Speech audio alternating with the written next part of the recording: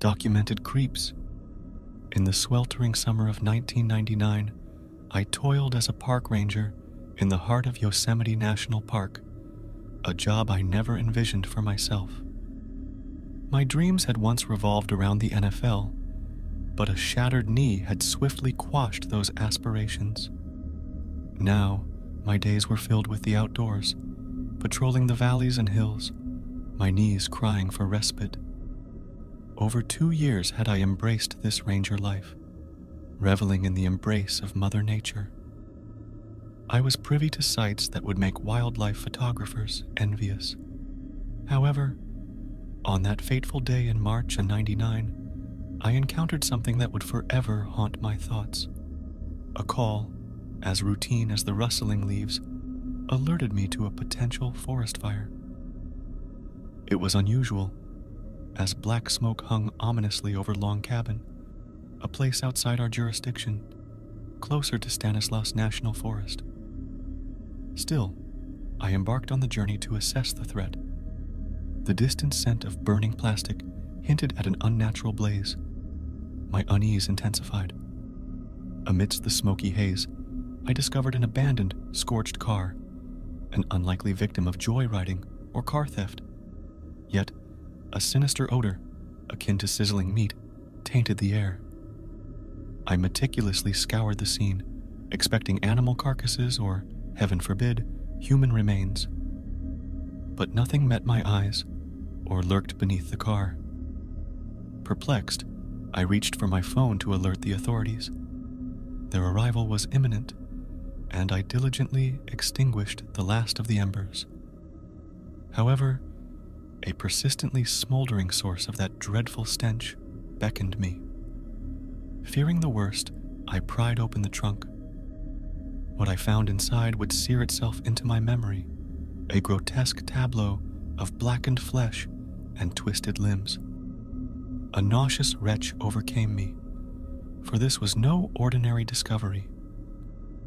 Those burned bodies belonged to Carol Sund, Silvina Peloso, and Carol's young daughter, Julie, who had vanished months prior.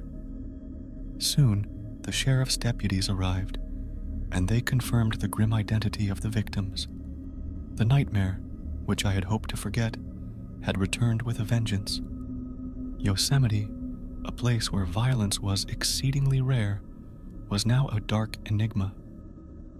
In the months that followed, investigators struggled to find the perpetrator, but a chance witness statement about a distinctive car led them to a bizarre encounter with a man named Cary Stayner. The very man they encountered sunbathing naked by a riverbank turned out to be the key to the case. Cary confessed to the murders of not only the burned bodies, but also to the gruesome slaying of my colleague, Joy Ruth Armstrong. This depraved individual had masqueraded as a friendly handyman, his true nature hidden beneath a facade of normality.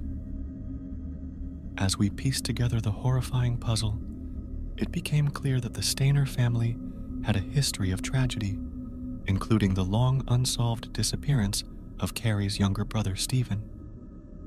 This darkness ultimately consumed Cary, who, despite bizarre claims of seeing Bigfoot and requests for explicit images, was found sane and sentenced to death.